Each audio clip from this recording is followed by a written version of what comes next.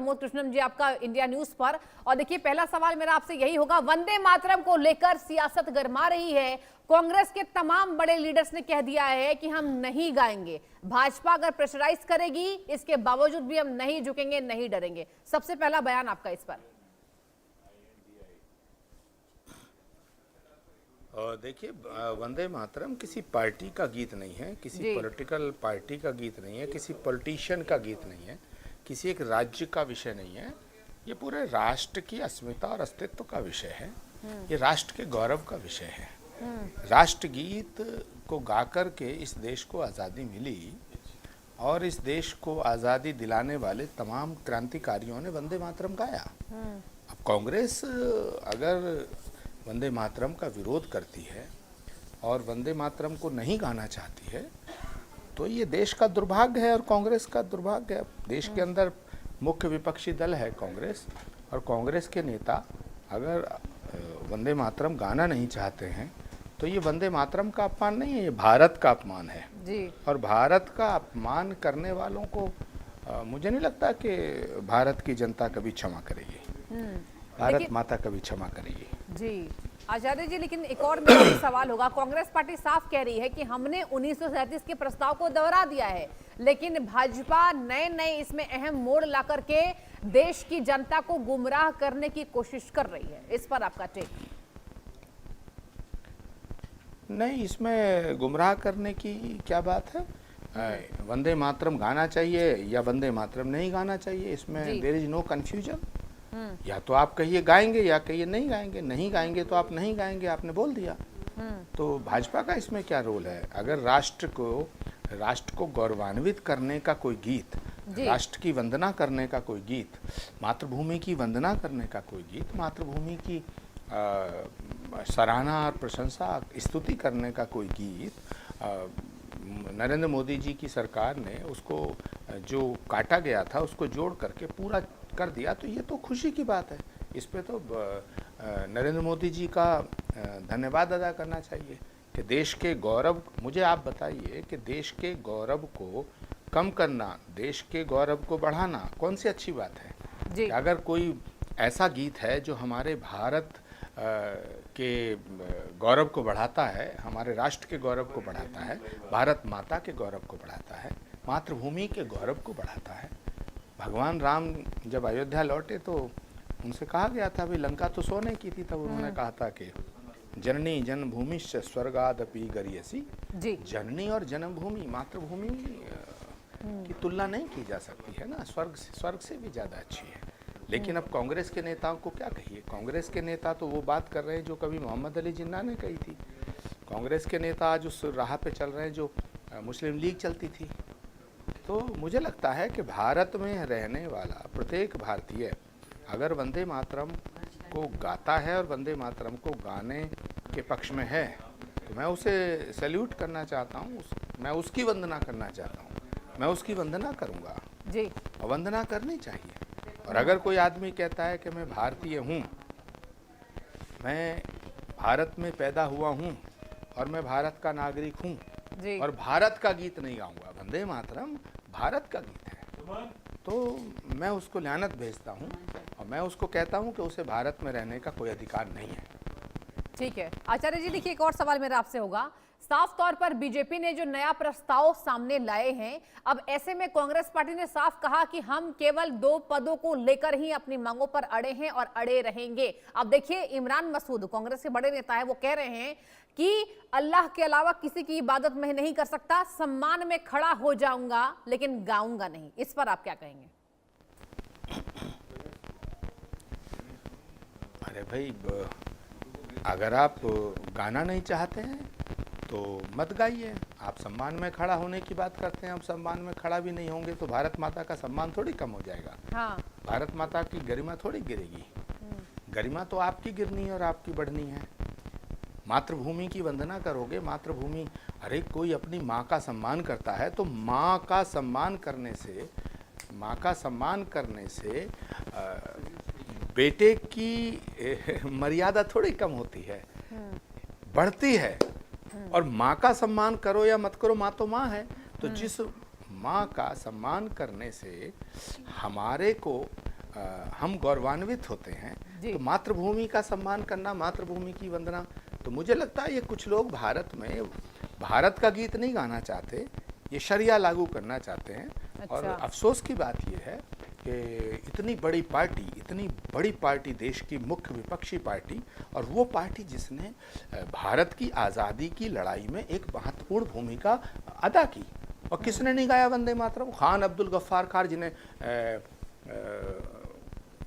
कितनी श्रद्धा से भारतीयों ने देखा, जी। मौलाना आज़ाद, अशफाक उल्लाह खां, नेताजी सुभाष चंद्र बोस, शहीद आजम भगत सिंह, अब शहीद आजम भगत सिंह, पंडित चंद्रशेखर आज़ाद, राम प्रसाद बिस्मिल, अशफाक उल्लाह खां, इन सबसे बड़े हो गए कांग्रेस पार्टी के नेता। तो मुझे लगता है कांग्रेस पार्टी ने देश विरोधी फैसला करने की एक कसम खा ली है, और भारत की बात जब भी होती है भारत का विरोध करते हैं। नई संसद बनाओ, विरोध करेंगे। 370 हटाने का फैसला करो, विरोध करेंगे। 3 तलाक हटाओ, विरोध करेंगे। समान कॉमन सिविल कोड लाने की बात करो, एक विधान, एक निशान, एक संविधान, विरोध करेंगे। कश्मीर को तोड़ने की बात करो, समर्थन करेंगे। जो लोग कश्मीर को भारत से अलग करना चाहते हैं, हाँ। उनका समर्थन करते हैं। जो लोग प्रधानमंत्री को गाली देते हैं, उनका समर्थन करते हैं।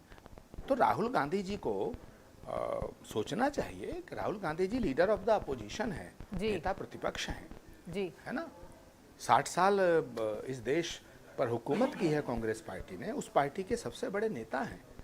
तो उन्हें सोचना चाहिए कि क्या वो भाजपा के खिलाफ हैं या भारत के खिलाफ हैं। तो वंदे मातरम भाजपा का गीत नहीं है, वंदे मातरम भाजपा का गीत नहीं है, वंदे मातरम भारत का गीत है। और अगर कोई भारत में रहता है और वो कहता है कि मैं भारत के गीत को नहीं गाऊंगा, तो फिर भारतीय होने का अच्छा आचार्य जी, देखिए राहुल गांधी साफ तौर पर तो छात्रों की गूंज कार्यक्रम में आज शामिल हुए हैं पुणे में, और वहां जेनजी बच्चों से करेंगे संवाद। अब ऐसे में राहुल गांधी बच्चों को साध रहे हैं, जेनजीज को साध रहे हैं, और आपने देखा होगा आचार्य जी की कल पैलेट गन के मुद्दे को लेकर थाने के बाहर वो अडिग रहे और वहां पे डटे रहे। तमाम बड़े बड़े लीडर्स वहां पर नजर आए, कुमारी शैलजा भी थी। अब ऐसे में जेनजी को साधने की रणनीति को कैसे देख रहे हैं आप?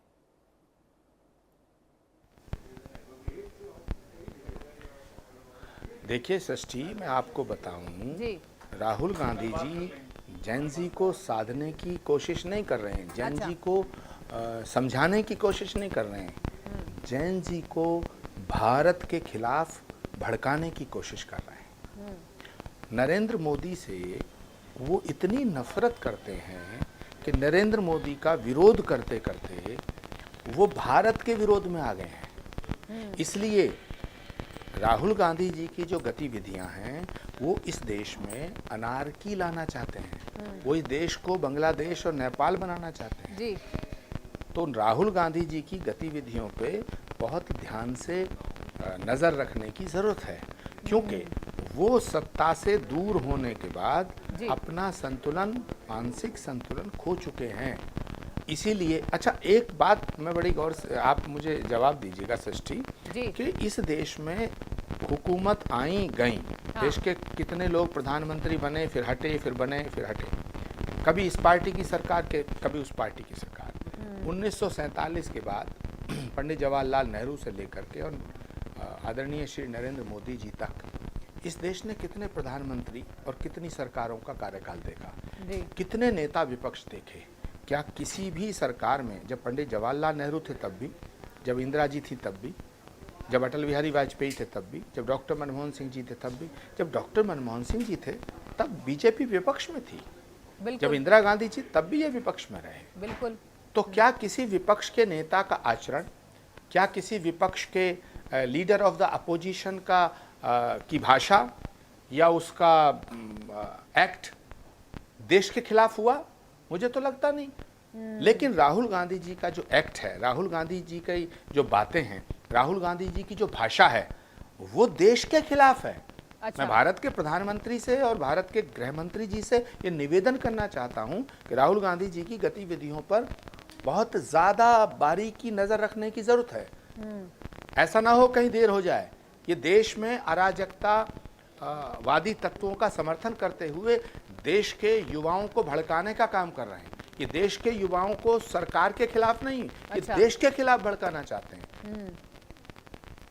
आचार्य जी ये बहुत देखिए, बड़ा अपराध होगा। हाँ, लेकिन राहुल गांधी, जो आपने तमाम बातों का जिक्र किया आचार्य जी कि देश विरोधी कहीं ना कहीं गतिविधि, उस पर भी उन्होंने हल्ला बोला है और उन्होंने साफ कहा कि जेनजी ने दिखा दिया कि सरकार कितनी ताकतवर है, कितनी अब कमजोर हो रही है। इस पर भी आपका मैं चाहूंगी टेक, आप क्या कहेंगे इस पर। और एक और सवाल मेरा होगा, दोनों सवालों का जवाब दे दीजिएगा। उत्तर प्रदेश में होने वाले चुनाव हैं, क्या आपको लगता है कि वंदे मातरम पर जो राजनीति हो रही है, कांग्रेस पार्टी लगातार इसको दरकिनार कर रही है, तो वोटर्स को लुभाने का भी एक तरीका हो सकता है?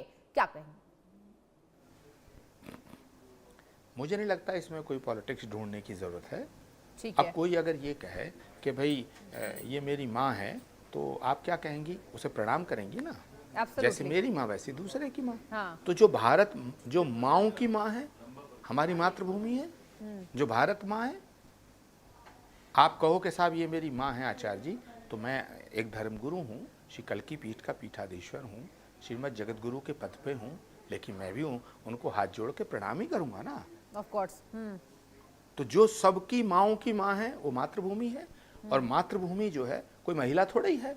क्या हम मातृभूमि की वंदना कर रहे हैं तो साहब हम जो हैं इस्लाम से खारिज हो जाएंगे, या हम अपने धर्म से अलग हो जाएंगे? कितने ही जितने मुस्लिम लीडर्स हुए जो देशभक्त मुस्लिम हैं, वो तो वंदे मातरम को खूब अच्छी तरह गा रहे हैं, और जिन्होंने गाया देश की आज़ादी की लड़ाई लड़ी।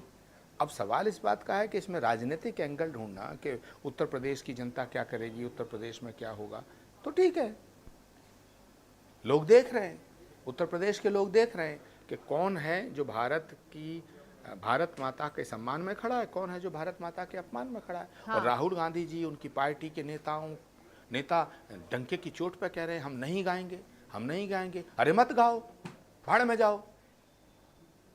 हाँ, पाकिस्तान का गीत गा लो, बांग्लादेश का गीत गा लो, जो गाना वो गा लो, लेकिन भारत माता का अपमान करने का प्रयास मत करो। मातृभूमि की वंदना नहीं करना चाहते, लेकिन मातृभूमि का अपमान भी तो मत करो, उसकी अवहेलना भी तो मत करो। बिल्कुल। अगर कोई कांग्रेस का नेता कहता है जी मैं नहीं गाऊंगा, ठीक है, देश की जनता देख रही है, और इसमें कोई रॉकेट साइंस नहीं है, लेकिन परंतु किंतु करने की कोई जरूरत नहीं है। स्पष्ट दिख रहा है, क्रिस्टल क्लियर दिख रहा है, वो बिल्कुल डंके की चोट पे कह रहे हैं। मैं तो कहना चाहता हूं जितने नेता हैं इनके खिलाफ मुकदमा दर्ज होना चाहिए, सबके मुकदमा दर्ज होना चाहिए। हाँ। राष्ट्रगीत का अपमान करोगे और देश के अंदर खुले घूमोगे तो ये तो आप इस देश को अनार्की की तरफ ले जाना चाहते हैं, इस देश को अराजकतावाद की तरफ ले जाना चाहते हैं। तो जो बात भारत को तोड़ने वाले बोल रहे हैं, जो बात जिन्ना ने बोली, जो बात मुस्लिम लीग ने बोली, जो बात पाकिस्तान बोल रहा है, वही आप बोलेंगे, ये तो ठीक नहीं अच्छा, है। मतलब आपके हिसाब से आचार्य जी की मुस्लिम लीग वाली कथनी को दोहराते नजर आ रही है कांग्रेस, राइट? डेफिनेटली वंदे मातरम का विरोध किसने किया? सबसे पहले मुस्लिम लीग ने किया, मोहम्मद अली जिन्ना ने किया। तो जो बात मोहम्मद अली जिन्ना ने की, जो मुस्लिम लीग का विचार है, यदि आप कांग्रेस पार्टी का वो विचार है तो आप अपनी पार्टी का मर्जर कर दीजिएगा। हाँ, लेकिन आप मर्जर भी नहीं करेंगे, आप हिंदुओं को भी ये कहेंगे साहब हम ऐसा है वैसा है, लेकिन परंतु किंतु करेंगे, तो मुझे लगता है कि ये ठीक नहीं है। और कांग्रेस पार्टी के नेतृत्व को ये दोगलापन छोड़ करके, ये भौंडापन छोड़ करके, और अपनी एक आइडियोलॉजी क्लियर करनी चाहिए जी। अगर वो कहते हैं हम वंदे मातरम नहीं गाएंगे, तो फिर सीधी सी बात है, उनको वो बताना चाहिए वो क्या गाना चाहते हैं। अच्छा आचार्य जी, इतनी क्यों दिक्कत है वंदे मातरम के छंदों को गाने में? इतनी प्रॉब्लम क्यों है कांग्रेस पार्टी को? इस पर क्या कहेंगे आप? देखिए, मुझे लगता है ये सवाल तो कांग्रेस से पूछना चाहिए। हाँ। कांग्रेस पार्टी के नेताओं को बताना चाहिए कि उन्हें मातृभूमि से प्रॉब्लम क्या है। हाँ। नरेंद्र मोदी जी से प्रॉब्लम हमारी समझ में आती है। नरेंद्र मोदी जी ने उनको बेरोजगार कर दिया, नरेंद्र मोदी से दुश्मनी की बात हम समझ सकते हैं। बीजेपी से उनको प्रॉब्लम है, हम समझ सकते हैं। किसी और नेता से प्रॉब्लम है, हम समझ सकते हैं। हिंदू संतों से प्रॉब्लम है, हम समझ सकते हैं। लेकिन वंदे मातरम से क्या प्रॉब्लम है? ये तो मातृभूमि की वंदना का गीत है, भारतीय जनता पार्टी की वंदना का गीत थोड़ी है जी। ये नरेंद्र मोदी की वंदना का गीत थोड़ा ही है, या अमित शाह जी की वंदना का गीत थोड़ा ही है, या संतों की वंदना का गीत थोड़ा ही है, या सिर्फ हिंदुओं का गीत थोड़ी है। वंदे मातरम हिंदुओं का गीत नहीं है। बिल्कुल अगर नहीं। वंदे मातरम सिर्फ हिंदुओं का गीत होता तो मंदिरों में गाया जाता। मंदिरों में तो हम ओम जय जगदीश हरे की आरती करते हैं। नमामि शमीशान निर्वाण रूपम विभुम व्यापकम ब्रह्म वेद स्वरूपम निजम निर्गुणम निर्विकल्पम निरीहम चिदाकाशम काशवासो वजहम। ये हम भगवान शिव की आराधना करते हैं। कर्पूर गौरम करुणावतारम संसार सारम भुजगेंद्रहारम सदा वसंतम हृदयारविंदे भवम भवानी सहितम नमामि। गणेश की वंदना करते हैं। गजाननम भूत गणादि सेवितम कपित जम्बुफलचारु भक्षणम उमासुतम शोक विनाश कारकम नमामि विघ्नेश्वर पाद पंकजम। जी। तो ये सिर्फ हिंदुओं का गीत थोड़ी है, ये पूरा भारत का गीत है, ये भारत माता का गीत है, ये मातृभूमि का गीत है। वंदे मातरम। बिल्कुल। मातृभूमि तेरी वंदना करता हूँ, तू जी। सबसे अच्छी है। तुझमें मैं देवी देखता हूँ, तुझमें मैं सरस्वती देखता हूँ, तुझमें मैं लक्ष्मी देखता हूँ। तू ही मेरे लिए दुर्गा है, तू ही शक्ति को देने वाली है, तू ही शत्रु का नाश करने वाली है। तो मातृभूमि की वंदना है। तो मातृभूमि की वंदना करने में प्रॉब्लम क्या है? इधर उधर की बातें क्यों करते हो? झूठ क्यों बोलते हो कि साहब हम एक छंद गाएंगे, दो छंद गाएंगे, ये नहीं जाएंगे, वो नहीं गाएंगे, ये नहीं करेंगे, वो नहीं करेंगे। अरे साफ साफ बोलो, हम मातृभूमि को मातृभूमि नहीं मानते, भारत माता को माता नहीं मानते। बोलो ना। अच्छा, 15 अगस्त के दिन आचार्य जी जो हुआ, एक बार मैं चाहूंगी आप उस पर भी जरा गौर फरमाइए। 15 अगस्त के दिन आपने देखा होगा कि सोनिया गांधी के तमाम इशारों पर बातचीत हुई, चर्चा भी हुई। अब ऐसे में पूरी कांग्रेस लॉबी ने ये कहा कि उन्होंने वाकई इशारा किया था कुर्सी मंगवाने को लेकर। खड़गे जी की तबीयत ठीक नहीं रहती है, इस पर जरा बयान दे दीजिए, क्या कहेंगे?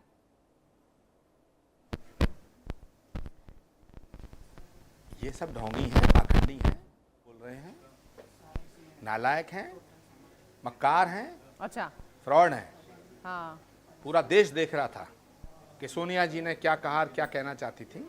पूरा देश देख रहा था। खड़गे जी की कुर्सी का सवाल है या वंदे मातरम का विषय है। और मैं तो उस कांग्रेस के उस नेता को प्रणाम करना चाहता हूं, कांग्रेस के उस नेता को प्रणाम करना चाहता हूं जिसका एक इंटरव्यू मैंने देखा। उन्होंने कहा कि सोनिया जी के मना करने के बावजूद हमने वंदे मातरम पूरा किया। अब उस नेता का क्या होगा बेचारे का, मुझे नहीं पता वो पार्टी में कब तक रहेगा। जी। अच्छा, उत्तर प्रदेश के चुनाव पर क्या कहेंगे आचार्य जी? आज देखिए, आज की राजनीति कहीं ना कहीं जेनजी के इर्द गिर्द घूमती नजर आ रही है। अब जिस तरीके से बीजेपी के तमाम नेताओं को जिम्मेदारी मिली है, आपने देखा होगा कि इसको लेकर बैठक हुई, स्मृति ईरानी को बड़ी जिम्मेदारी मिली, हर्ष सांघवी को बड़ी जिम्मेदारी मिली, और इधर पुणे में भी राहुल गांधी का कार्यक्रम चल रहा है। तो उत्तर प्रदेश के चुनाव को इस बार आप कैसे देख रहे हैं? देखिए, उत्तर प्रदेश का चुनाव नहीं है, ये धर्म युद्ध होगा। अच्छा। धर्म युद्ध है उत्तर प्रदेश में। हाँ। और उत्तर प्रदेश की धरती वो धरती है, वो पूजनीय धरती है, वंदनीय धरती है, आदरणीय धरती है जी। अनुकरणीय धरती है, प्रातः स्मरणीय धरती है। क्योंकि उस धरती पे भगवान राम का अवतार हुआ, उस धरती पे भगवान कृष्ण का अवतार हुआ जी। उस धरती पे भगवान बुद्ध का अवतार हुआ, उस धरती पे भगवान कल्कि का अवतार होगा। आने वाले भगवान विष्णु के अंतिम अवतार, भगवान का 10वां अवतार श्री कल्कि का अवतार भी संभल नामक स्थान की पवित्र भूमि पे होगा। और जहाँ भगवान का अवतार होगा उसी भूमि पर श्री कल्कि धाम का निर्माण चल रहा है। ये वो धरती है जहाँ गंगा है, जमुना है, ये बड़ी पावन धरती है। बिल्कुल। तो इस पे जो चुनाव होने जा रहा है, ये एक धर्म युद्ध है। एक वो ताकतें होंगी जो इस देश को तोड़ना चाहती हैं, वो ताकतें होंगी जो वंदे मातरम गाना नहीं चाहती हैं, वो ताकतें होंगी जो मातृभूमि का अपमान कर रही हैं, वो ताकतें होंगी जो सनातन को मिटाना चाहती हैं। एक तरफ वो ताकतें होंगी और एक तरफ वो होंगे जो सनातन के साथ खड़े हैं। एक तरफ वो होंगे जो भारत के साथ खड़े हैं, जो मातृभूमि के साथ खड़े हैं, जो वंदे मातरम के साथ खड़े हैं। तो ये जो वंदे मातरम है, वंदे मातरम गा करके जिस तरह हमने अंग्रेजों को भगाया जी, ठीक उसी तरह वंदे मातरम गा गा करके, वंदे मातरम गा गा करके, वंदे मातरम गा गा करके, मातृभूमि और भारत माता की जय बोल करके हम मातृभूमि और भारत माता के दुश्मनों को हराएंगे। ठीक है आचार्य जी, आप जुड़े, बहुत बेबाकी से आपने प्रश्नों का उत्तर दिया, बहुत शुक्रिया इंडिया न्यूज से खास बातचीत करने thank you Srishti, thank you, welcome. Thank you Srishti. और वक्त एक ब्रेक का, आप देखते रहिए इंडिया न्यूज।